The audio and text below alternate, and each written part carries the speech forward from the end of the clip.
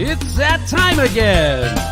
It's the Berkey and the Badger Board Game Babble Show. It's going to get wild. It's going to get wacky. It might even get a little zany. We're going to talk about board games and the board game industry. And, you know, we might talk about anything else we want to talk about. Hey. You got to love that. We're going to talk about anything we want to talk about. It's like Rebel Nation. Rise up, baby. Rise up. Talk about peanut butter brittle. Let's talk about peanut butter brittle. Peanut butter cookie, which I just ate in front of you before the people could see it. And I think I have crumbles in my beard that I'm going to enjoy later. And we're going to talk about how Stephen Colbert eats apples and pineapple. Apples and peanut butter. Apples. For some strange reason. I like apples and peanut butter, but I don't like pineapples and peanut butter, and I don't like apples to apples. Not anymore. No. Hey, how you doing there, Sir Badger? Good to see ya. Yeah, and it's good to see you, my Royal Highness King Berkey, the king of game toppers, and the good to be the king. Yes. You need your crown. We need to get like a headphone crown set for you. Oh, there you go. Could have a boom mic coming out of the crown. Yeah, and then you can take orders. You want a Whopper with cheese, or do you want bacon with that? Yeah, 2 all beef patty, special sauce, lettuce, cheese, pickles, onions on a sesame seed bun. Oh, that's the other guys. That's the other guys, not the Burger King. Yeah, Krabby Patty. Oh, no. No. Okay, not a Krabby Patty. Look at Rick Ortlofer is in the house. So good to see you there, Rick. Glad to have you. He's in the kingdom. He says, hiya. That's Egyptian. Hieroglyphics. Hiya. Anyway, welcome to the show. This is episode number 88, where we are back in the ES, back in the E.S.S., back in the E.S.S.E.N. You know where that is. In the E.S.S., back in the saddle again. Back in the USSR.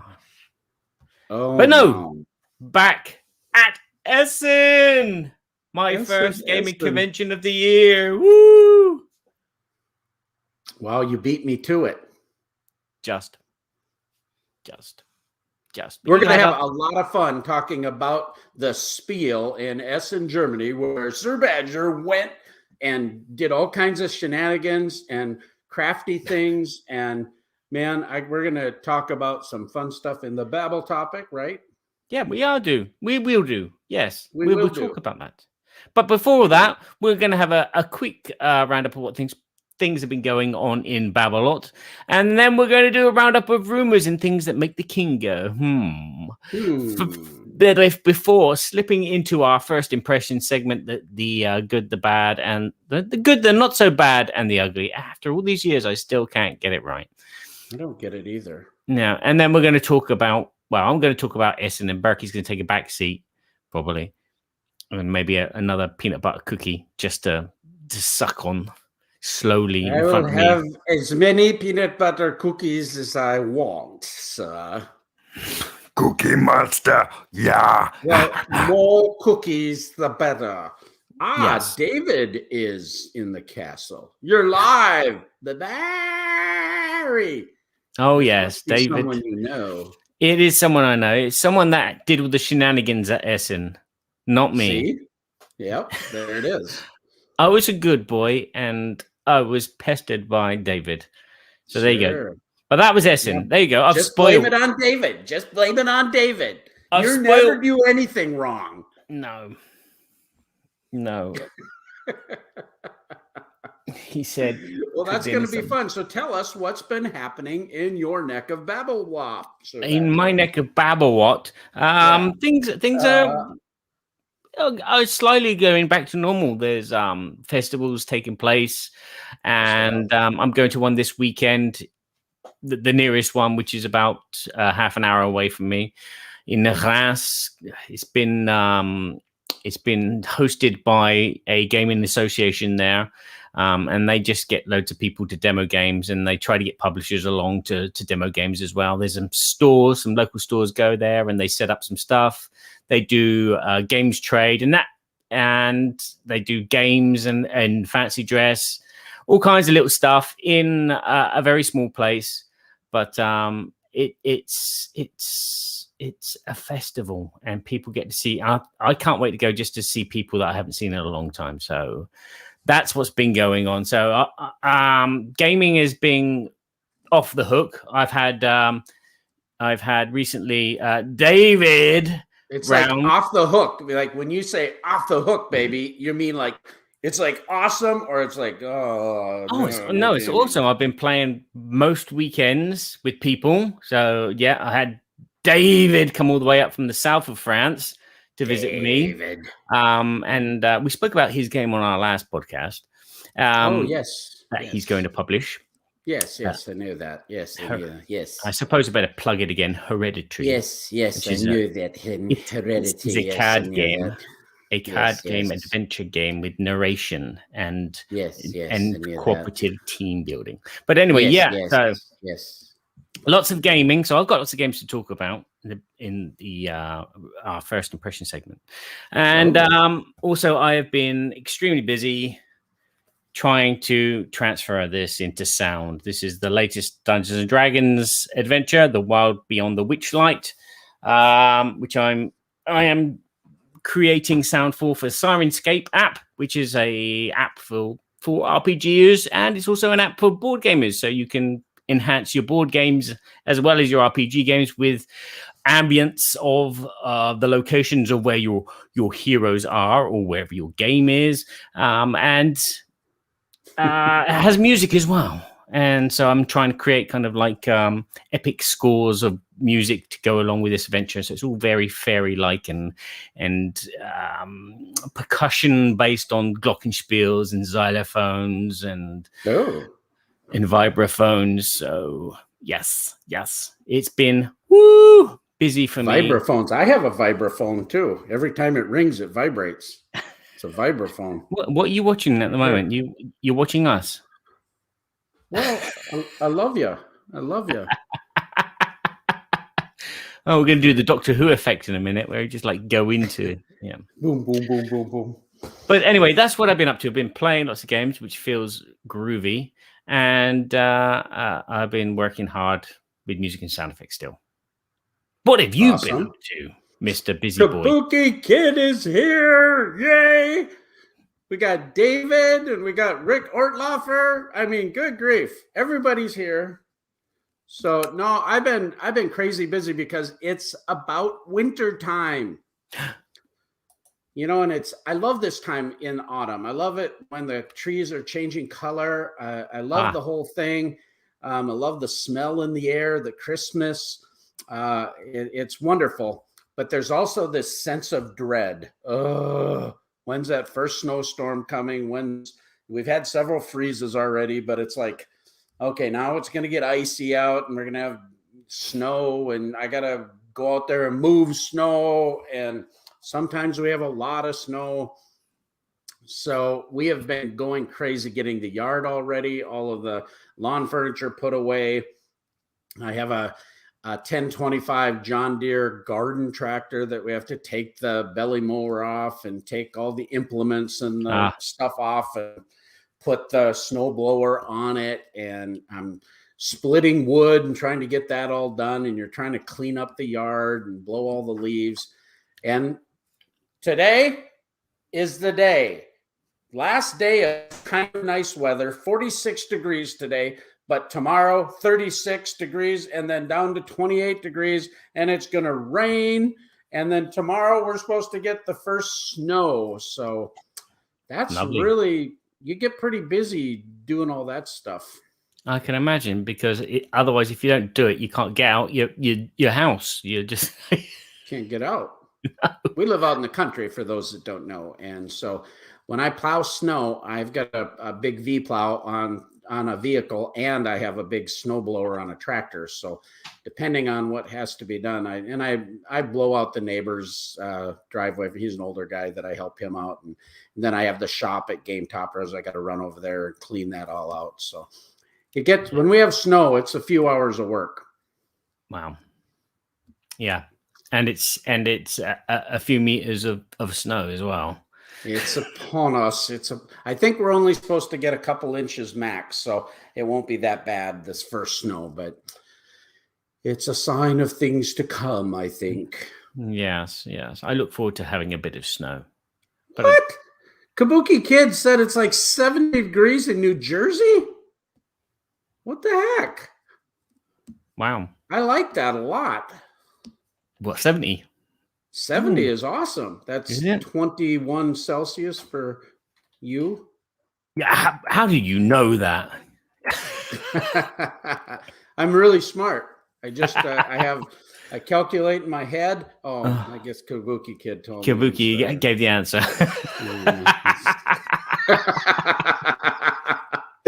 Gil Mello says, Berkey, just put the smoker on high and it all gets melted. Well, this afternoon, as soon as we get done with this podcast, the smokers and the grills are all going to the front deck, which we've got an overhang.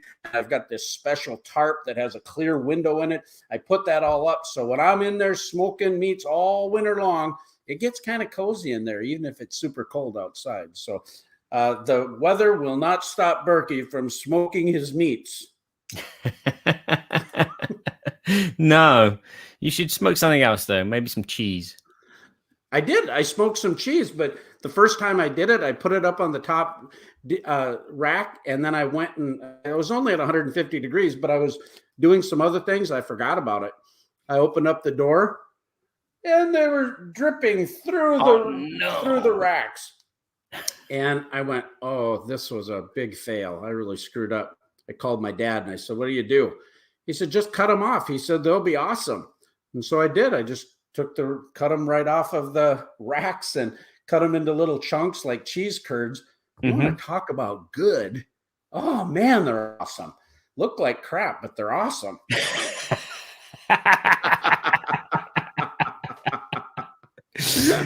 That sounds like all English food. That does. Looks like crap, but it's awesome. That's like a slogan for a new restaurant, you know. Oh, dearie me.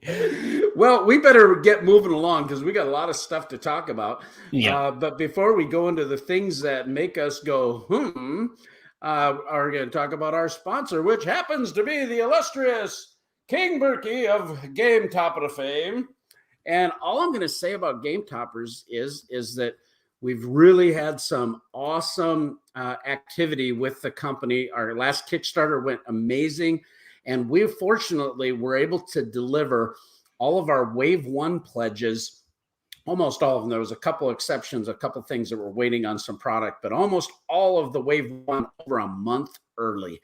So that was really awesome. That was supposed to be delivered in August, and much of that was delivered sooner. Our Wave 2 items are slightly delayed. Some people are getting things on time. Some things are coming in about a month late, and some things about 2 months late, which it kills me to say that. I always want to exceed expectations, but overall, as far as Kickstarters, and especially giving the problems of supply chain things now, we've done pretty well. And the backers were really clear and transparent about all that with everybody. But it's going really well. People are loving the Game Toppers, loving all the new thematic game mats, loving all the new leg kit options and dining covers that you can get with the Game Toppers in 6 different sizes. And you can still late pledge. There's a chance that some things will come in before Christmas. We're not making guarantees about that. So if it's a Christmas present, it might have to be a delayed delivery, the latter part of December, early January, but it's very soon coming. And you can still take advantage of some of those amazing Kickstarter stretch goals that we unlocked and those great package deals. So take a look at GameToppersLLC.com. You can go to GameToppersLLC.com. See us on Twitter, Facebook, and all that. Late pledge now. Get a whole bunch of savings and upgrade every game that you play. So with that, we're going to move on to things that make the king go, This is the Board Game News, where King Berkey reflects on some of the current things happening in the board game industry. Some may be good, some may be bad, but they're all things that made our king go,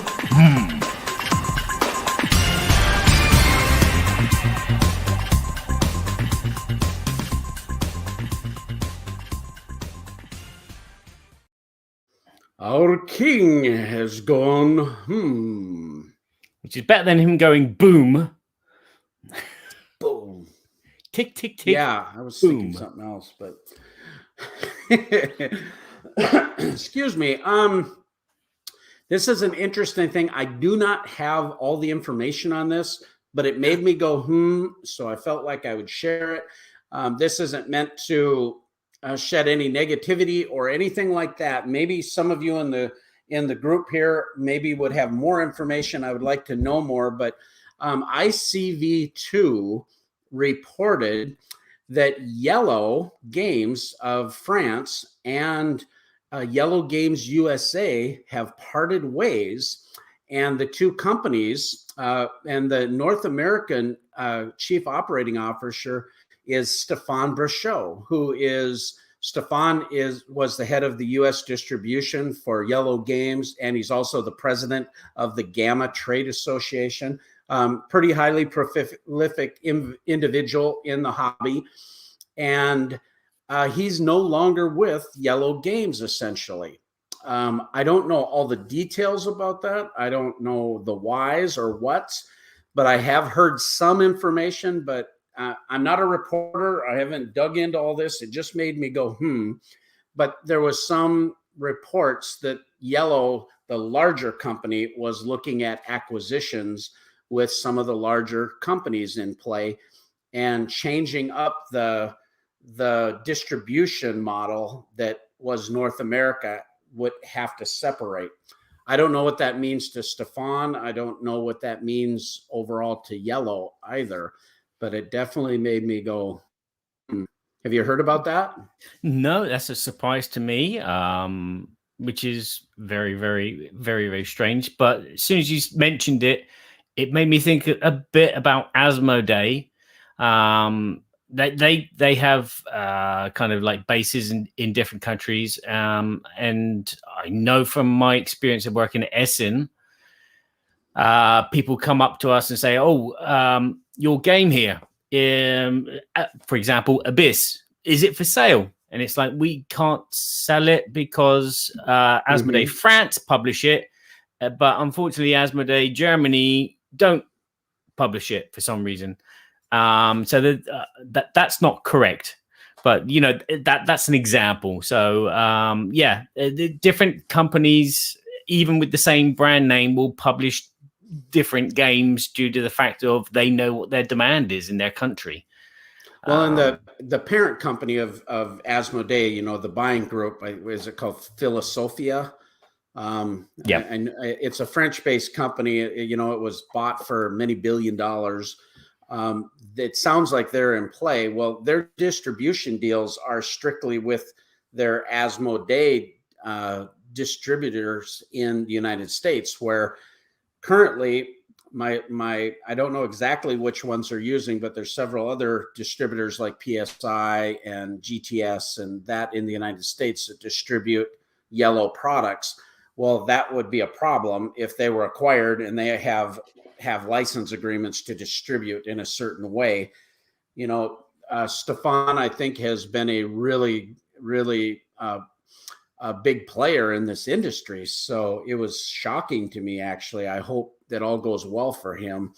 But it's interesting, and I would like to know a little bit more about what's going on with that scenario and what Stéphane's next move is.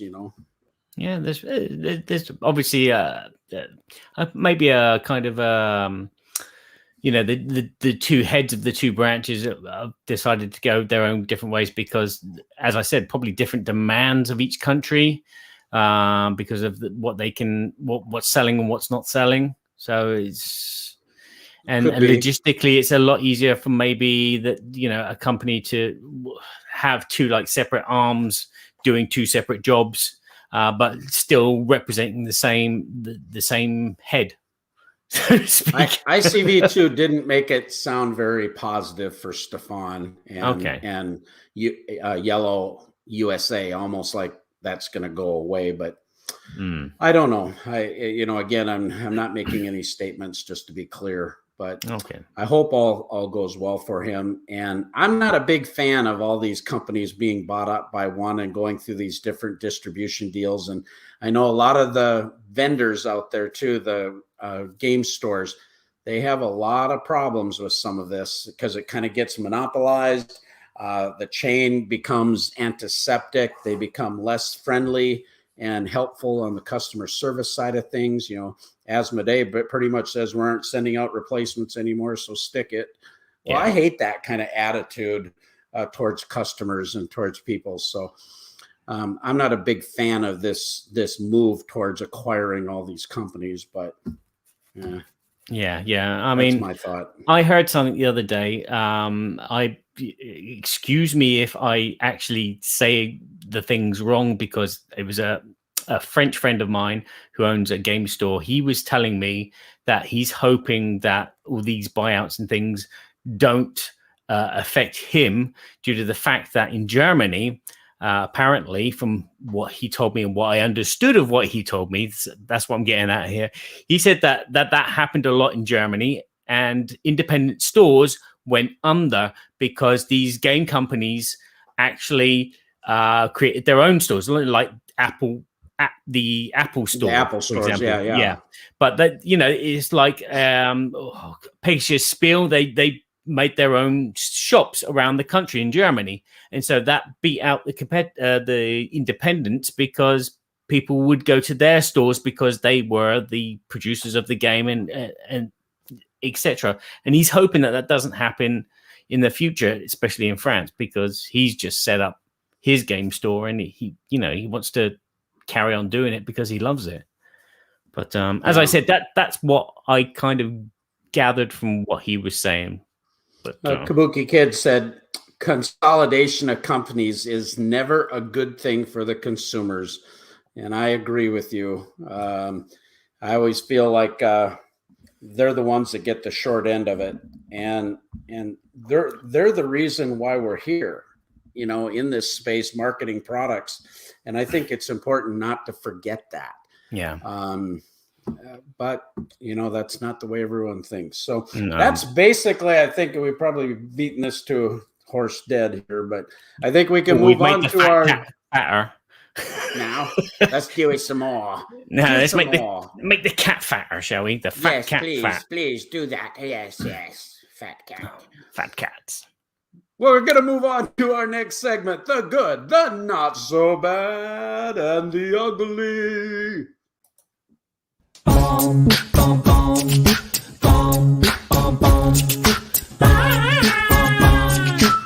good,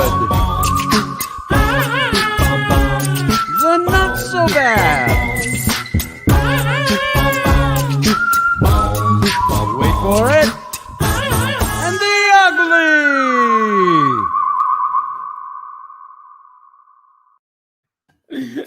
That big lip picture that you throw in there when you had your big lip thing. Yeah, my big lip thing. Did you get bit by a bee or something? What was it? No, I bit myself. No, you had something.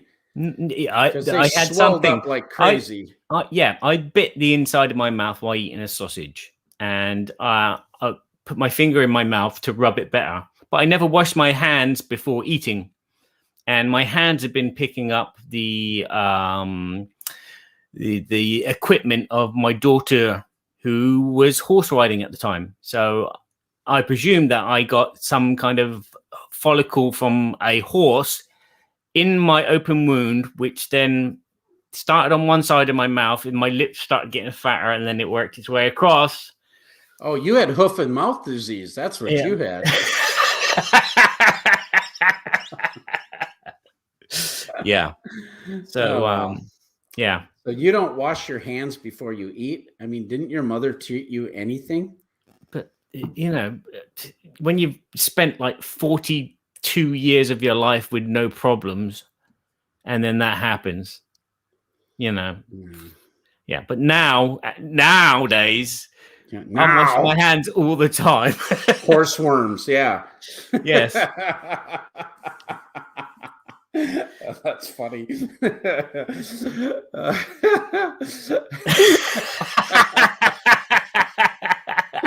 Kabuki. Horseworms, quick, take ivermectin. That cures everything, doesn't it? That's funny. Well, tell us about a game that you've been playing then. Okay, before I talk about a game that I've been playing, I'm going to mention something which I think needs to be clarified. The games I'm going to talk about are all from Bombayx, who I worked with at Essen. And for those of you who don't know Bombayx they're a small gaming publisher. David might correct me if I'm wrong. So, David, I'm waiting for those messages. So anyway, they're a small. He's not a small company. They're a huge mega. Don't mischaracterize them. Okay, he's really ticked right now. But he said small. He said small. They've just celebrated their 10th year anniversary. They started way back 10 years ago, so in 2011, 2012, and their first game was, I believe, was Timeline, which was distributed by Asmodee, and then later on Asmodee bought all the rights for it, so no longer can you buy Timeline with Bombayx written on the box. Bombayx produced that. They produced Takenoko, Abyss, Imaginarium, Catch the Moon. Huge games, amazing games. So there you go. It's not Asmodee that did this, or it's not Matigo that did that. They are other publishers which distributed the titles of Bombayx. So anyway, that said, and David hasn't corrected me, which is good. I will talk about one of the games that I demoed and one of the games that I played, and I've played it quite a few times because I now own a copy. Oh, dearie me. Called Lure. I've even said that wrong. Which is Glow. Yeah. This is Glow. It's black and white, as you can see from the cover. Okay. It's a family-style dice game with a bit of drafting. And in the story, basically, your world has been obliterated of light and color, and even the elements themselves are fading. And you've decided to be a hero and bring it all back by collecting fallen stars and gathering up a group of friends to go and collect as much light using the resources of the elements that are left. And it's a game that plays over 8 rounds, and each round you will draft a companion, someone else to join your team, and your team will get bigger, obviously, over the turns, but you may get them a bit smaller because some of them might die. Those characters that you recruit, sometimes they come with dice, but they all do come with like powers that can be activated by the dice, and they have some special powers as well. They might have points at the end of the game if they're still alive. They might give you negative points. They might allow you to reroll dice, etc., etc. So you'll recruit a companion. You'll get some dice. You'll roll all your dice just the once, and that's when you can possibly reroll dice by either spending a reroll token or using a reroll special power of one of your heroes, or losing points. This is the worst one, losing points to get a reroll. And what you're trying to do is you're trying to use these dice then in the next 2 phases to activate the powers of the companions that you have. Some of the companions will require certain elements from the results of your dice to activate the powers, which give them points or give them light or give them other things. But then also after you've activated their powers, you're going to use the results of those dice to move across the board. And this is where you can get other points from different areas on the board. And this board is double-sided. So there's 2 ways of playing it. There's one way where you're walking and using the spaces with the elements marked. And there's the other way where you have boats and you're sending them out into archipelagos by having different results of elements on your dice. And as I said, this plays for 8 rounds, and it's just a simple case of drafting a character, rolling some dice, maybe re-rolling, and then using those dice to power your characters as well as move across the board. Does it have a little bit of engine building then to it with these characters, or kind just of abilities? Yes, kind of, because their powers are a kind of a clue to what kind of thing to do, and also the dice are different colored. So like there's a fire dice which is red, and it has 2 fire results, but like 1 result of the other elements. And it's the same for the water and the clouds and whatever. So there is kind of an engine building there where you're trying to collect dice, which will hopefully give you the better results for the powers to activate. And then there's the case of which characters do you recruit? Do you recruit characters which all need the same element, or do you collect some which are different? So if you roll your dice once, at least you'll activate 1 power. Okay. So there's a bit of engine building where you're building up your team, but sometimes it's not good to have a big team. Sometimes it's good to have a little small team. Well, it sounds really interesting. And the English version, it's named Glow. The English version is named Glow. Is this game out now in production? It should be. I think it is. Apparently, I've seen someone post a video in America. But it's a interesting game. It's very light, and I wouldn't play it with strategic players because it's very luck based. The gaming scores every time that we played, there's a big gap between first place and last place. 90 points and 30 points, or 110 points and 50 points. So there's like a real big difference in a very small kind of family game. But it's an enjoyable experience. It's very different. The art style is people love it. I'm not too keen on it, but it's interesting. But I'm assuming you'll say it's good or not so bad. It's a hard one. It's not a game that I want to play all the time. It's a game that I don't mind playing. So it's going to go into the not so bad category for me. It's just a bit too luck based, but it is a good family game. It's a light game to teach people and get into quite quickly, and it plays pretty quickly as well. You're looking at about 30 to 40 minutes. So, okay. Yeah. Okay, great. Well, I've got a game that I got as a Kickstarter, and you know how it is with Kickstarters. I back a lot of different things, a lot of friends in the industry. I don't always back games. There's very few that I back anymore that it's like, oh, I got to have that. It's usually like, well, that sounds interesting and I want to support them type of thing. And so, but last year, I think I backed about 20 campaigns, something like that. And the year before, and they're starting to trickle in, and I got a game that is an area control type of game, but it's also worker placement with a very interesting worker placement action movement type of but you have area control and typical adjacency type of things that get you victory points. This game came out, I think, in 2018, but then they came out with an expansion, and I backed that campaign, and then I just received everything. It's got a real nice play mat that comes with it.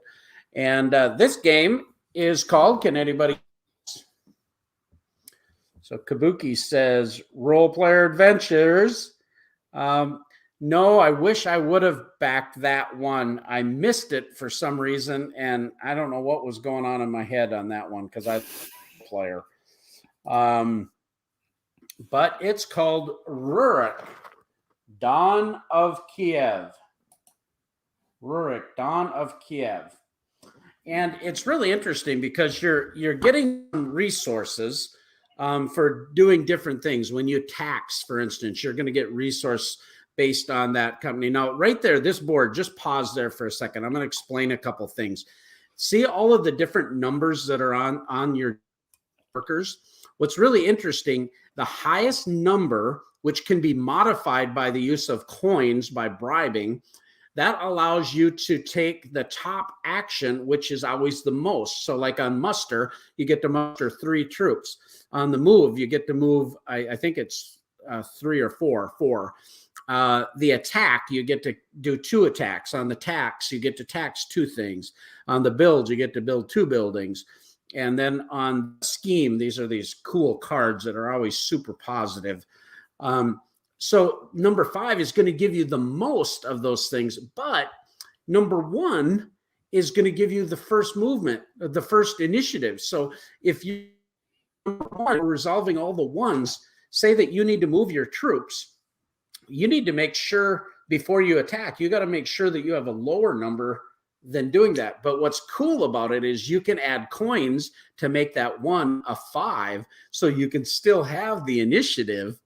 And yet be at the top of the list to get more actions or more abilities. The area control is less warlike than what you might think. I found it really interesting, but adjacency is important for building your buildings adjacent. The end game scoring is actually kind of a lower point total, and you've got 3 different tracks that you're moving up, and if you get to the top of the track, you'll get like 8 victory points, but it's really hard to get to the top of any one of those tracks. And so you're trying to do a couple different things, and you are collecting resources in your boat, and you get more money for that, but you can trade those resources to also build or muster troops. There's a special ability for your leader. So if your leader's in a country, he or she gets to do some special things. The art and the production quality of the game is really, really great. So what do you think I think? It looks like a really interesting game. And I think from your description that you kind of really liked it.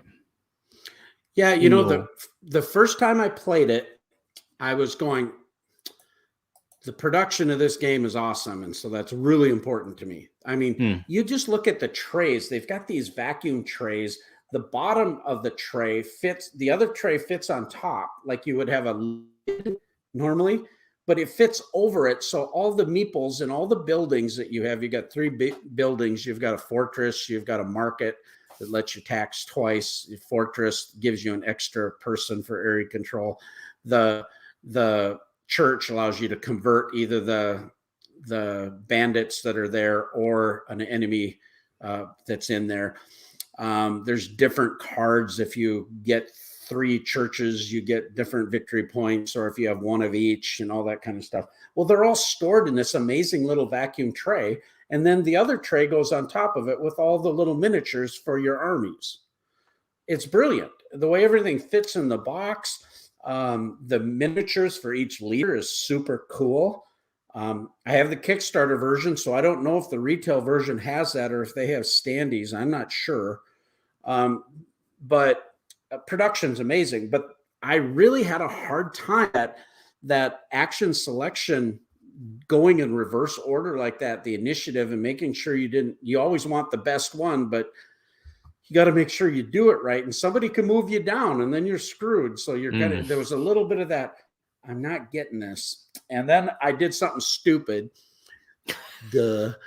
I thought 2 countries were adjacent to one another, but they weren't. There was a line in between, and I didn't catch it. I was thinking it was a bridge, it's a bridge over the River Kwai or something. Anyway, this gave me kind of really wrecked the game for me because I made that mistake and had all my momentum towards these adjacencies, and I screwed it up. So the first play was, it's really cool, but I don't know if I like this. Played it 2 more times, and each time it was like, wow, that is really, really cool. And everybody understands that, and they're vying for the dynamic of who's going to bump up that lower initiative worker with their coins. That was super cool. The resource management, not that big a deal. I mean, you need to do it, but The player abilities are very interesting for the leaders, and I really like those intrigue cards, the scheme cards. Man, they just sometimes you could get an extra muster movement or an extra build unit, or sometimes you would get a victory point or be able to do something really cool that made everything work and make you feel really clever.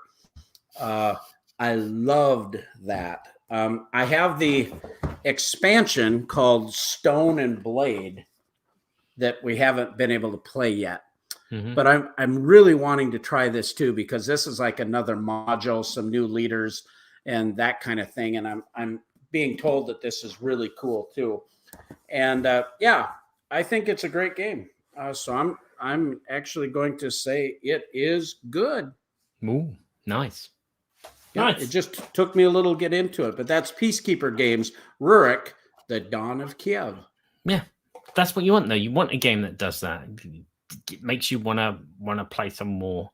Yeah. And then go, yeah, I can see the genius behind that. Yeah, exactly. Okay, my next game, another Bombex game called Codex Naturalis. I can't even say it now. Naturalis, which is this small tin, think timeline. Oh, natural. Yeah. This is what Bombex are known for, their tin boxes, which is a small card game in which players are going to build up their own little tableau. There's Glow. And there's Z Garcia reviewing Glow. But anyway, let's type in Codex Naturalis. Is there. I was thinking the same thing, Kabuki Kid, about the tin cans. Okay, go ahead. I'm sorry. So you have two decks of cards in this game. One of them is resources. This one here is not a resource. This is a scoring card, which needs 2 butterflies and a mushroom before it can be played. And as you can see in the corners, there are these spaces. Now, you'll be playing another card on top of this card into one of these spaces, and you might actually cover over a resource. And that's basically what it is. So you're going to be playing a card on your turn, which will either give you some resources or give you some points. And you're going to be layering on corners, depending if there are corners for it. There you go. There's a nice picture there. And this is how you score points, basically. So you're gathering resources and you're using resources and you're scoring points. And the first one to get to 20 points ends the game. And then you do a final score, because players will have secret objectives and there'll be some common objectives as well. And these objectives are either to have some of these gold icons. So you might get 2 points for every 2 scrolls that you have, or you might get 2 points for like here, there are 3 reds in a diagonal line. So for every 3 reds there are on a diagonal line, you might get 2 points as well, or there might be another formation. So it's a very, very simple, quick to teach game about layering cards, and you're basically resource gathering and spending those resources to get points. Looks kind of domino-ish a little bit. Same or covering. Okay. No? I was going to say more like Cluedo, but hey. Yeah, it looks like it's just a cute little fun game, so it's probably not so bad. No, this is good. This is a game that I want to play again and again and again and again. It's very, very simple. But it's you're building and you're racing against the other players, and you're trying to you're planning ahead as well, because you'll have a draw pile, because every time you play a card you'll have to draw a card from a reserve, and sometimes you'll see a card that you go, right, that's my card, and you're hoping that the other players don't get it. So there's that little drafting aspect about it. But there's also another strategy. You can actually use the back of the card, which actually has all 4 corners open, and it has a resource in the middle. So you've got that resource permanently.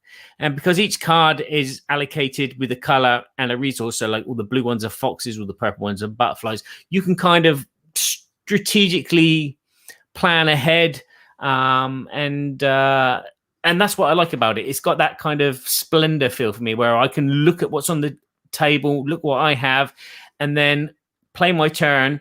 And then while the other players are playing, I've planned out what my next 2 moves are going to be. And it just, I just love that kind of quick fluidity of thinking and planning. Even when someone takes what you want, it's quick to come up with a backup plan, or already have another backup plan in place. It's a lovely little game. A nightmare to tidy up afterwards, because the cards look exactly the same. There's 2 different decks. But that's just my major quibble with the game. Is they should have done something to make the cards look different. So, how many does it play? 4 players? It plays 4 players. And it comes with 6 starting cards, so you can change your starting setup. There's a basic setup, which is every corner has each resource. But if you flip the card over, they jiggle it up, so there might be a permanent resource in the middle and only 2 corners, or 3 corners but only 1 resource. Okay. So it's like, yeah, sounds good. Yeah, David agrees with me. Sounds interesting. He's not trying to sell more copies. Very, very, very good. I've been playing another game, and what was kind of interesting, the first time I played this game, I had one of those similar feelings that I talked about with the other game. But this game, you have several tribes that can be selected. There's 12, I think 13 with a promo, different tribes, and they all have different fantasy themes. This game is from E.S.S.E.N, and there's a Minotaur, or there's an elf, or there's an orc tribe. There's the halflings and the merfolk and the wingfolk. There's quite a few different ones, skeletons, and they all have different powers. And it's basically a big set collection area control game. You're collecting either these sets of tribes, like you're trying to get all the dwarves or all the elves or whatever tribe is out there. And then they also are color coded. So each tribe has several different colors. So I could collect all of the orange colors, for instance, and they're not of the same tribe, but whatever card I put on the top, that's the tribe that I get to use its special ability. When you place a tribe down, you get to put an area control marker on this little map. And then at the end of each age, you get to, you count up whoever's in the lead. They get the first place victory points. And then after the second age, second place victory points and or third. But if say that I have 2 area control markers and they really cool little stacking chips, let's say that you do that. If I already have 2 on there, the next tribe on that color of territory, I have to actually play 3 of those tribe in order to do it. The game you're showing is called Ethnos from Cool Mini or Not.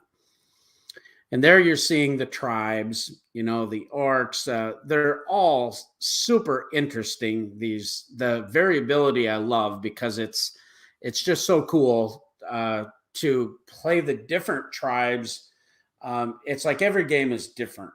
The victory points are different, so where you're going is different. How the tribes interact with one another. I love the centaurs, for instance, because the centaur will allow you to, when you play that tribe down and get your area control marker for which one, it lets you play another tribe from your hand. And this is something that's crazy. You can never have more than 10 cards in your hand. So when you play a tribe, say I played a tribe of 3 and I had 6 other cards in my hand, I have to place all those 6 cards back in the discard pile for everybody to draft from. And so it's like, I don't want to get rid of these, but sometimes you just got to go for it. The elf tribe, they let you keep as many cards in your hand as you played. So if I had 8 cards, for instance, in my hand, and I played a 4 elf tribe, I could keep those other 4, same amount that I played, in my hand. Now, I've played this 4-player, and I've played it 3 times 3-player. I've never played 2-player, and this game plays up to 6. So I haven't played it with 6. I should take that back. I think I did play it 6 at the Cool Mini Expo with Mark Streed and Sam Healy and that, if I remember right. But I remember that was a gameplay that it just didn't click for me for some reason. But since I've played it all these times, it's just elevated for me. I can teach this game now. It seemed kind of complicated, but I can teach it in 10 minutes now. Yeah. And then all of a sudden, Kabuki Kid says, I can't see this being a good 2-player. I have the promo kit, the fairies. I have that promo race in mind. Yeah, and I kind of agree with she's mentioning about the complaint is about the graphic design of the map. I'm fine with it. But I think what's really cool, I don't know for sure about the 2-player, but we played this game in 45 minutes, and it's like, oh, let's do it again. Because we're basically just collecting a bunch of cards and doing set collection and little area control and trying to make all these powers work together clever. But there's some random with set collection and drawing from the pile and blah, blah, blah. I just really, really like it. So that's Ethnos from Simon. Sweet. Yeah, sweet. Sweet. Kabuki Kid, what do you think of Ethnos? Yeah, it's John Howe. Yeah. John Howe art. It's amazing. I love that too. She said it's a zippy game. Zip, zip, zip, zip. Yeah. One of my favorite Simon games, and has no minis. Good point. Yeah, I think it's a really great game. So if you can find it, I think that's I think this game is just primed for some expansions and doing something creative with the map and or the races. But it's really great the way it is too. So maybe some kind of modules like the Merfolk or something like that. Well, the Merfolk, when you play a tribe of 3, you move up this track and after you get like 3, you get an extra area control marker to put it anywhere you want. Well, that's cool. And it screws everybody once you get that. So everybody's fighting for it. Okay, that's Ethnos. Do you have another one you want to go? I have one more, yeah. Called Nicodemus, which is a game from Bruno Catala and Florian Sterlix, who originally did Imaginarium together. And as you can see, this looks like Imaginarium because it is a 2-player version of Imaginarium, as to speak. Okay, some of the things about the game are relatively the same as Imaginarium. You're repairing these broken dream machines, but you're doing it in a different way. You have this conveyor belt in the middle of the table, and on your turn, you're either playing a card onto this conveyor belt to activate its power or to collect resources or to collect coal just to pay for things, or you're actually repairing one of these machines which are already on the conveyor belt. Oh, here's Erwin and Jan. Nice to see them. So, that's it. You have 2 actions. You either add a machine to the conveyor belt to get resources, or you repair one of these machines with the resources that you've collected. Now, resources are very, very tight. There's a small reserve for each type, the crystal, the copper, the wood, and the charcoal. And so if you're ever producing a lot of a particular resource and there's none in the reserve, you actually take it from the other player. This game is very, very savage, slap on the face to the other player, because there are cards which will attack the other player, but you're going to be repairing machines that the other player put on the conveyor belt, which they want to repair as well. So there's this real nasty back and forth between players. It's a little while to warm up if you're new to the game, because you've got to get used to what the powers do. The icons, after a while, do become clear and you understand. But yeah, you're basically repairing these machines. And much like in Imaginarium, you can only have X amount of machines. And the machines that you repair will give you victory points. And they'll also give you resources, which you can use to spend to get other machines or do other things. But once you've achieved an objective to get extra victory points, like repair 2 blue machines or 2 level 2 machines, those machines are gone in the bin, and then you've got empty space to add more machines. And this is again a kind of engine building race to get to 20 points to prove that you're the better person. But as I said, it's very aggressive. You play a card, you collect resources, you repair a machine, blah blah blah, rinse and repeat. But it's Bruno Catala, so this is going to appeal to a lot of people who like his 2-player games. Mm-hmm. Yeah, it sounds interesting. Why will you slap me, David? I will slap you. Why will you slap me? Kabuki Kid said, "Is this French? The art screams French." Do you not listen to the podcast, Kabuki? What did I say about Bombay-X? What is Bombay-X? Bombay-X is a publisher from Germany. Yeah. They are from France. Where do I live? You should know, Kabuki. Germany. You know. Germany. But you're English. And you're it's okay. I forgive you. Yeah, that's awesome. So you like the game? I do. As I said, there's this little learning curve as you learn the game, but it now is like at that stage where when you play with one player all the time, you have this kind of real good kind of you just attack each other. You're just like strategizing and thinking, okay, I'm going to play this card. I know that you can't build it because you don't have the resources. Oh, you've just destroyed it to collect some resources. Damn, I wanted to build that on my next turn. So it's one of those kind of back and forth games.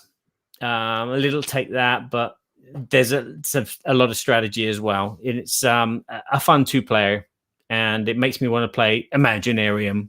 And then the big guns come out when it's like you are actually majorly engine building. So yeah, a very good game. This is in my good category. Sounds good. Well, we're going to, before we go into the Babble topic, we're going to talk about our other sponsor that's been with us since we started the show, just right afterwards, and that is Arcane Wonders. Arcane Wonders is known for some of their big titles and being a prolific board game publisher with the Sheriff of Nottingham, the game Royals. Behind me, I have quite a few of their games: Smartphone Inc., Aquatica, Four Gardens, Spoils of War. But recently, they had 2 games that just came out that have been really taking the world by storm in the gaming hobby, and they're kind of surprise hits. One of them is called Furnace. Furnace is an engine building type of game, and at Gen Con this year, they totally sold out of all of them. And then likewise at Origins Game Fair, they just went nuts with Furnace. People are loving it. I believe that it's going to be back in stock very shortly. Very accessible game, engine building type of game. And then there's the game that has really surprised them. This thing is selling like hotcakes. They can't keep up with production. It's called Picture Perfect. And Picture Perfect is where you've got these little standees and you're setting up these standees around this room to create a diorama and trying to get these clues of the best thing that's going on with them. This game, it was rated as one of the top games at Gen Con. It won one of the Innovative Awards or something like that at Gen Con, and likewise continues to get a ton of press. It even had press at the Spiel as one of the top games in Essen. So Picture Perfect should be available soon. It says early copies available now right at arcanewonders.com. So check out all the great games there at arcanewonders.com. And with that, we are moving right into the Babble topic. And now it's time for the Babble, Babble, Babble, Babble, Babble, Babble, Babble, Babble, Babble, Babble, Babble, Berkey and Badger's board game Babble. Why would you ever give these two monkeys a podcast? The world will never know. How many licks does it take to get to the center of a Tootsie Roll, Tootsie Pop? 1, 2, 3. I wish I knew. Yeah. I don't think it should be legal that we have a podcast. I don't think it should have been allowed, but it was. And the world is worse for it, but here we are. Yeah, but we're not trying to make it worser. That's the thing. We're not making it worser. We're just making it more worser. No, we're not. We're just making it crazy. Worsest. But not worth not, it. Worth but it. Not, but worth not it. ivermectin crazy, you know, kind of thing. So we're gonna switch roles here a little bit, and I'm gonna allow, guess this, Barry to do most of the talking. Okay. And all I'm gonna do is have a few questions and let him talk. Let him babble. But I'm gonna babble and talk about it before I let him babble and talk. So just hold your horses. I know you can't stand it. Look at him. He's like at the gate. He just opened the gate. I'm going. I mean, there he is. Now he's trying to calm down. He's inside. He's bubbling. It's what it is. So Barry goes to Essen. Yay! And after big convention. So tell me, before we get into your experience at Essen, tell me some of the emotions and that you had prior to going to Essen. This is a big convention. You haven't been to a convention for a year and a half. What was going through your mind prior to that?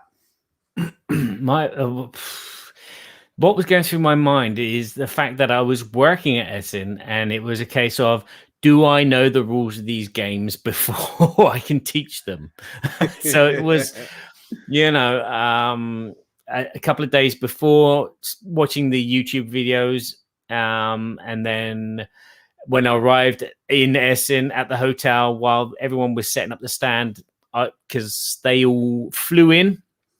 They caught the train to Paris, and then they went from Paris to Düsseldorf, I think, airport. And then they were there before me, and I drove, because it's only like a 4.5 hour drive now. It used to be a 5 hour drive, but now it's a 4.5 because they put this new motorway in, which means that I can go almost straight to Essen. It's like going straight to jail. Do not pass go. Just boom. Boom. Do not collect free parking, and unless you stay at the hotel. But so I got to the hotel, so I'm like watching the videos again to just try and refresh myself of the rules and make sure I know everything. And I was just excited just to see the team again. There were some members that I hadn't met before, but there were the usual suspects like David, who was there. Jan. What's he suspected of?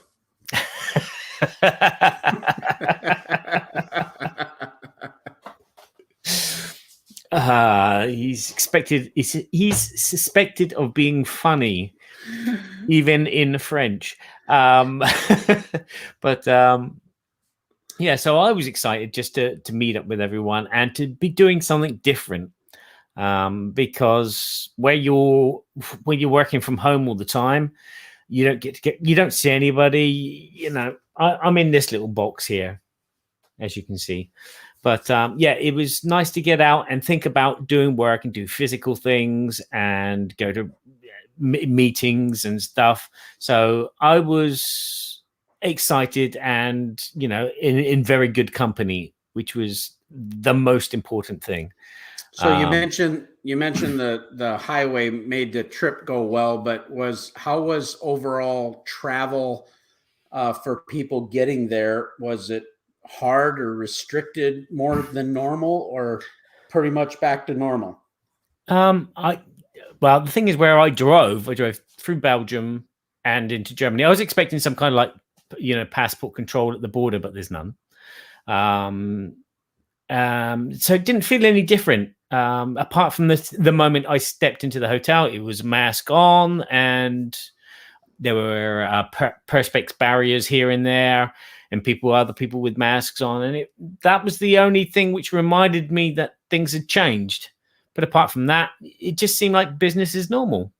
Okay. Until we got to like the day of Essen, when I noticed that the hotel wasn't as busy. Normally when you go to a restaurant, the restaurants are jam-packed, but there was quite a bit of space the day before Essen, which was interesting as well. Talk about that a little bit. Like typically, if I remember correctly, there's like 140,000 turnstile visitors that go to the entire show. I don't know what that equates to, how many badges. I know there's always been an argument between Gen Con and Essen, but most people, I think, agree that Essen has a little bit more. It definitely seems like a bigger fair, but about 80,000 people. How many people would you say actually attended at this Essen? Well, there it is. 93,000 turnstiles throughout the whole weekend. It was about a third less than normal then. Yeah. It was a major, smaller amount of people there. Not that you noticed it while you were working, but you noticed it when you were walking around. There were a lot less the traffic jams, big crowds of people in like crossroad sections where they're trying to go straight, but that person wants to go left, and this person's coming over here and they want to go right into you. But there was a lot less of that, which meant that you could run to a toilet pretty quickly if you needed a toilet, which was a bonus. Another thing that you'll notice about being there is some of the publishers, like Bombayx, who are normally in the back halls, like halls 4, 5, and 6, they were actually in the front halls 1, 2, and 3, which was great for them because they were getting eyes which had never touched their stand before. Because normally people come in and they go into the big halls with the big displays, so like they see all the Pegasus Spiel, they see Iello stand, they see Asmodee, but because a lot of them weren't there, they were seeing these smaller stands, and people were asking about games that we were demoing which have been out for like 5 years, like Abyss. People were saying, is this a new game? No. Wow. Yeah. Takanoka, what's this? Is it a new game? No. Wow. So how many less publishers would you say weren't there, or how many? I couldn't say. Probably more than half. I know there were a lot of publishers there which were representing themselves and having meetings, but they didn't have a stand. Holy Grail were there. I bumped into Jamie and Georgina at the hotel when they were leaving, and they made me cry. Yes, they physically made me cry while I was eating my breakfast, as they presented me with a copy of their new game. And but anyway, Mythic Games were not there, but they had a couple of people again doing meetings. So there were a mixture of small and big companies that weren't there, but there were still a lot of publishers that I knew that had stands. And again, I still didn't even see half of them, even though like half the people weren't there. I still didn't see half the people that I normally see because of there was just so much still going on in that convention. It was incredible. I mean, what we heard from the publishers that were at Gen Con, I heard this specifically from a few of our affiliate partners, like Arcane Wonders had Game Toppers at Gen Con. They said that they had sales that were like 4 times as much as last year's Gen Con or the previous Gen Con, with twice the amount of people, twice the amount of publishers, but now half the publishers, half the people, but people were flocking in to buy games and pent up demand. Was it that way at Essen also, where sales were really strong? I believe so. I did pass on that message to Erwin at Bombex. I said, expect some more sales, and they said no, it's all right. We'll just go in with what we normally take, because we don't normally sell all our games. We don't normally sell all our stuff. Sold out. Did they sell out? Oh, yeah. Oh yes. It got to the point where we even sold the demo copies and the display copies at the end of the show, which was incredible. Normally they you're wrapping up about 5 or 6 boxes worth of games which didn't sell. They managed to sell the large wooden Takenokos. They managed to sell all the expansions. Everything was gone. I had a shopping list from my friend Guillaume. He asked me to go around and get some games for him. Unfortunately, on the second day, when I did manage to find some of these games, they were sold out. So it was like, yeah, a lot of people sold out of their stock incredibly quickly. There were obviously the companies which have their daily kind of deliveries, which were either local or the big names. They obviously kept, their stands filled, but smaller companies sold out. I know that Ludanova, they had about 3 or 4 new titles. They were all gone. What was surprising to me is, we know we're having a lot of shipping problems and a lot of, before there was always this deadline to get your games done by Gen Con, get your games done before Essen. And the whole world's upside down right now with all that happening on time and cost effectively, all of those issues. It to air freight a small group of product, I mean, that's a big marketing expense, because you're going to lose your tail doing that. But sometimes, you did that in the past, and this year it's harder to do that. So I heard of a lot of publishers, they had older titles and they're selling through all of their old inventory because they only had a certain amount of inventory available. Did you find that true as well? Hard for me to say. Did you see a lot of old titles for sale, or? No, again, it's hard for me to say. I was basically there working for Bombay, so I was kind of like glued to the stand, demoing most of the time. So I didn't get to talk to a lot of other publishers. That I spoke to Alessandro on the first day at Horrible Guild. I managed to speak to Tom from Jumping Turtle Games. They seem to have done well. And of course, I spoke to Az at Lucky Duck. But they still had a lot of stock left over because they came very well prepared. So I couldn't say that was the case at Essen, unfortunately. Yeah, Kabuki Kid makes a comment. We had another show, we talked about this a bit, but probably have another year of problems with shipping ahead of us, thinking projections into 2023. And I actually have a pretty good feel that that's going to be the same thing, that this next Gen Con, I think we're still going to have issues with product getting there, but maybe by October, next year's Essen will have, there'll be more time to prepare for it. So he's crying at breakfast. So we got to go back and revisit why Barry's crying. So you were so moved by the free gift, or just that you could see your friends again, or what was that all about? It was a surprise. We spoke, and how things were, and they were explaining that they'd not had a stand this year, but they had their room reservations, and they thought, well, why don't we just go there and use our rooms as an office, and do all our usual meetings there. And so they made out their room to be an office, and they brought up their games on display. And I said goodbye to them after we had a chat at breakfast, and they said they were going back. They're only there for 2 days. Okay. And so yeah, I'm carrying on eating my breakfast, and all of a sudden there's this big thump at the table, and there's this game looking at me, and there's Caesar looking at me. And when I say Caesar, I mean Caesar from Asterix. This is their new game. Caesar, let's see if I can find it.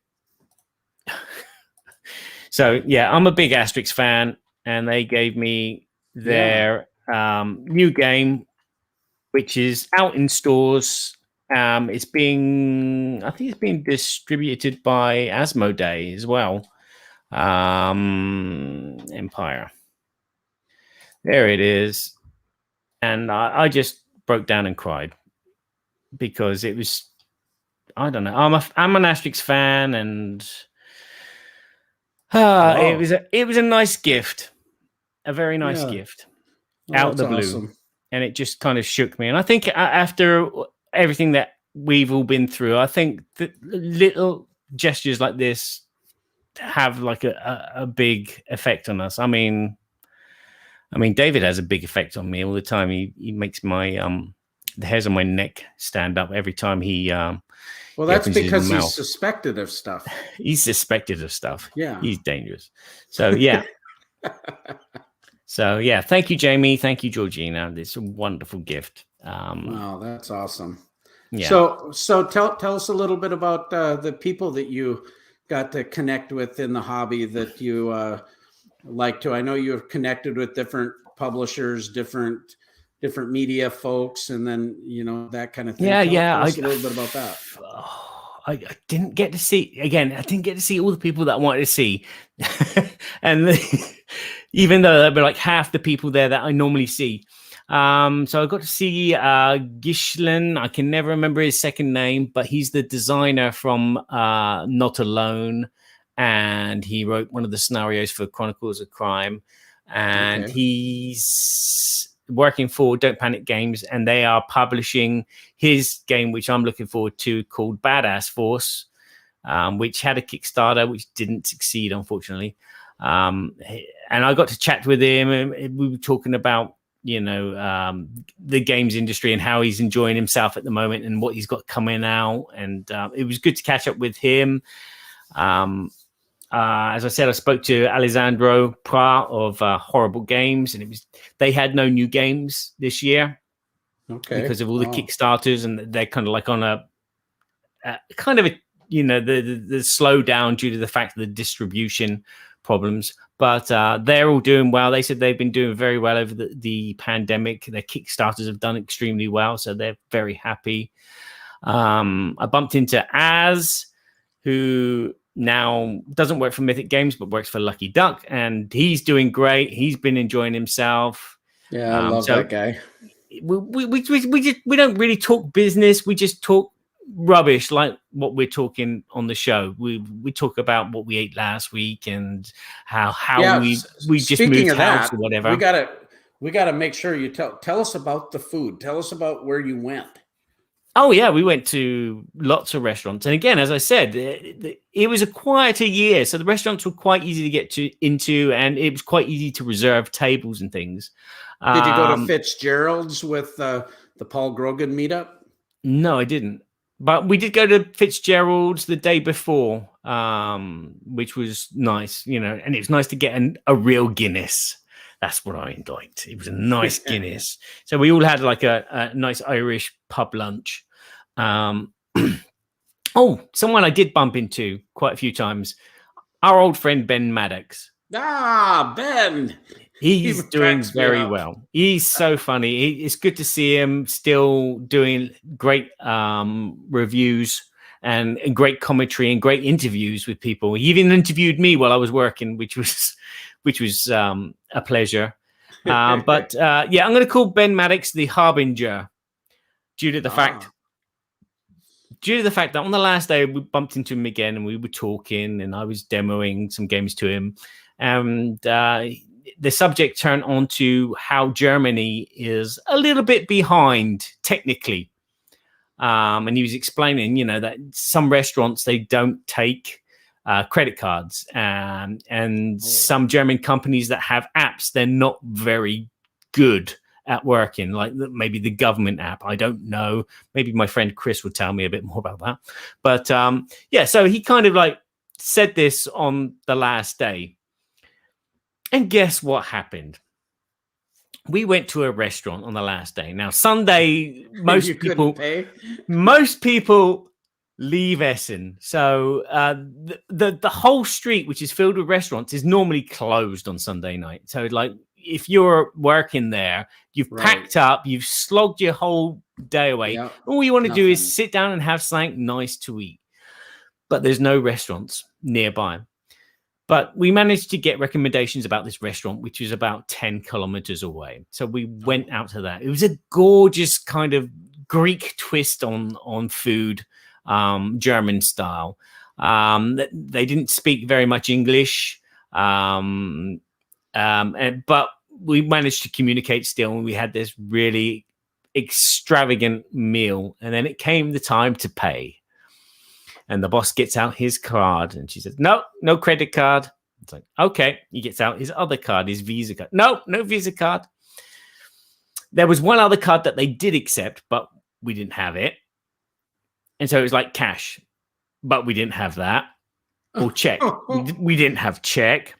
So you had to do the dishes. I was rolling up my sleeves. I was ready to go. Come on, then. I just want to go to bed and go home tomorrow and, you know.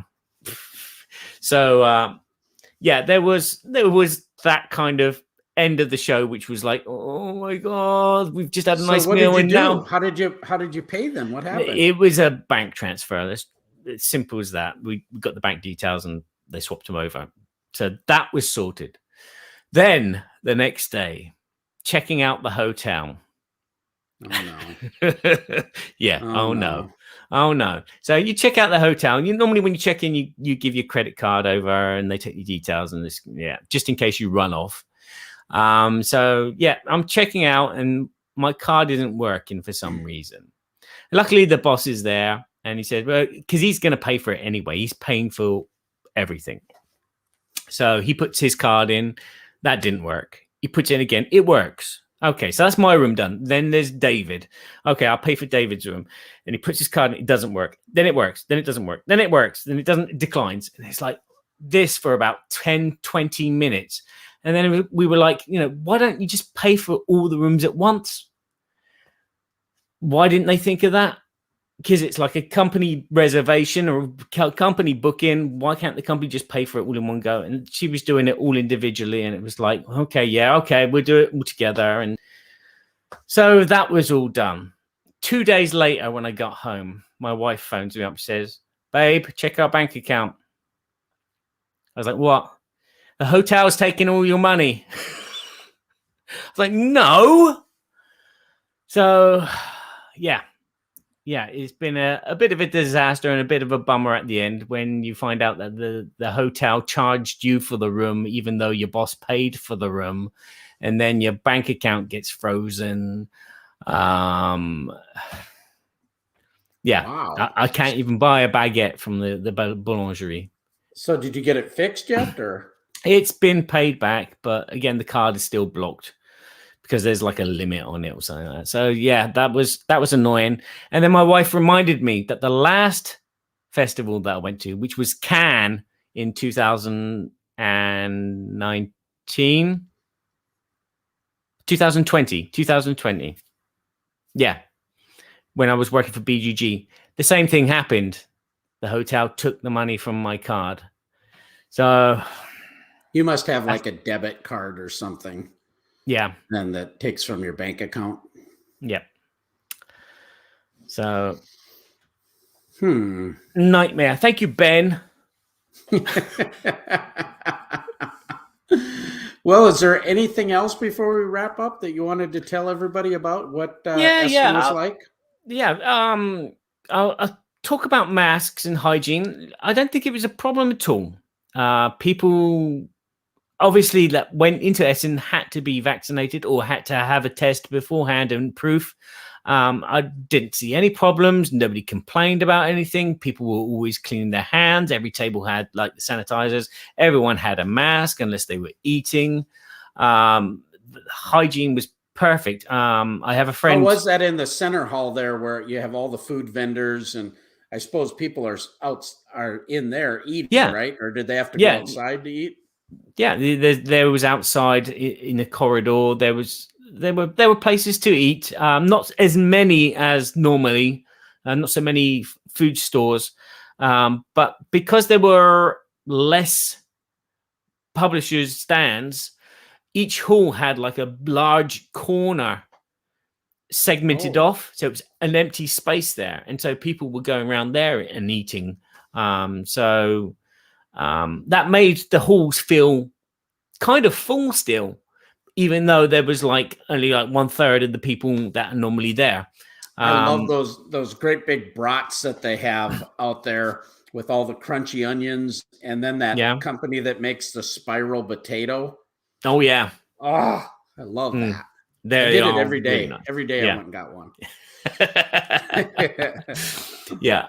I just stuck with a plain old sandwich every day because getting old, your digestive system doesn't work the same. But I'd indulge myself in the evenings. Yeah, you get all that German beer and all that type of food. Oh yeah. And then finish it off with a nice Bailey's. Tangy.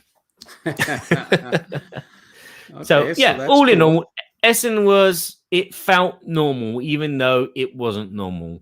It felt I was busy. The booth was busy, but it wasn't busy. It wasn't so crowded, so it felt as hectic. Yeah. And again, in the short time that I had away from the stand, I was able to get from one place to another pretty quickly. And that was it. There. Sorry. Well, that's awesome. Yeah. Well, we were unable to do any international traveling this year because of fulfillment and problems with staff to be able to even go to these shows when they were all put off into the later fall. We early in the year, I really didn't think we were going to have any conventions personally, so I wasn't even in that mindset. And then as our second wave of fulfillment got delayed, it just kept us from being able to go to any of them. It just wasn't worth it to try to go just for name recognition at this point.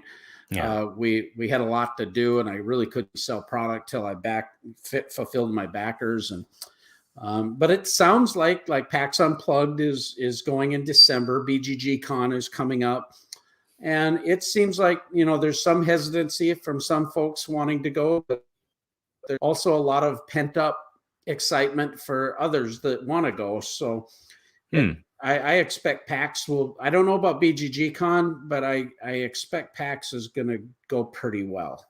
Yeah. And I would suggest that Scott, when he does his BGG Con, takes all those old games that he can't sell there because they're probably all going to sell out. Yeah. People are thirsty for games. People are. Tout le monde est soif pour le jeu. Everyone is thirsty for games. And what he said. Yeah. People were just there's a game there. You know what? I'm going to buy it.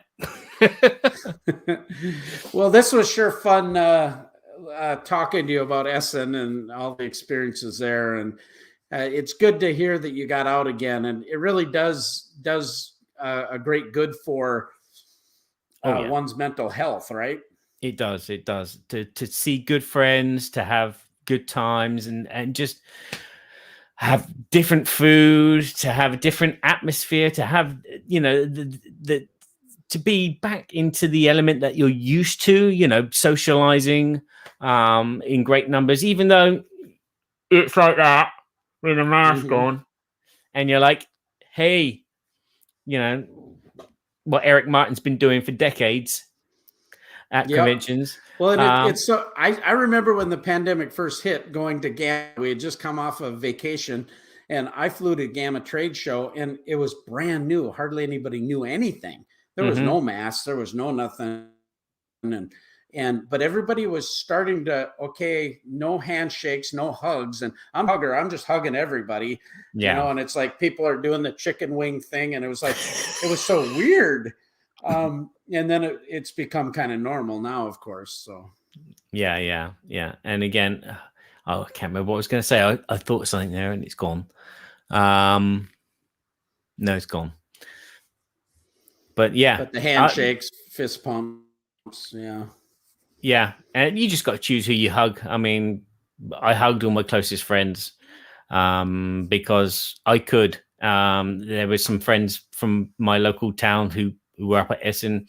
It was just a great time just to see people, and I would strongly suggest getting out there as soon as you can to try and get back into normal. That's what I was going to say. A good friend of mine said that COVID rates were going up during Essen was going on. So, and they're still going up to this day, unfortunately. But, I'm okay. I feel good. Did you hear much of a backlash or anything from the convention? No, I've heard nothing from anybody about hygiene or security or anything like that. So... with both Gen Con and Origins, we didn't hear about outbreaks or any major issue there. And it kind of depends where people are geographically. But overall, it seems like things are getting a lot better. But I think if everyone cleans themselves, then before they eat and put horse manure in their mouths, stuff like that.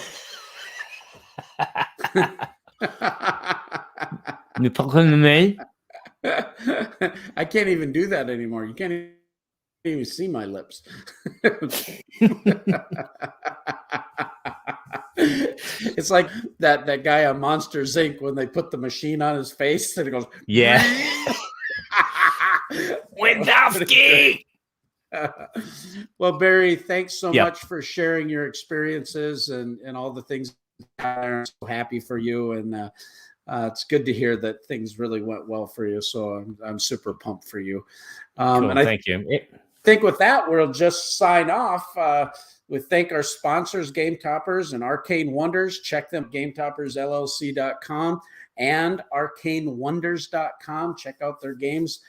And you can check us out on Berkey and Badger on Twitter and on Facebook. You can go to Board Games Everybody Should, or Board Game Theater, and you can find past episodes of the Berkey and Badger show on Libsyn. This is a live cast, but then Barry does a professional audio, which we have a lot more listeners to on the audio show that's professionally edited. Really, Barry does a really great job, so you can listen to that when you're on your commute or whatever. And thank you everyone for joining us in the live chat. David, Kabuki, Rick, and Gil, and whoever else was there. And we hope to see you soon at a convention as well. Yeah, that'll be cool. Very much so. Well, with that, send us on out. Ciao for now.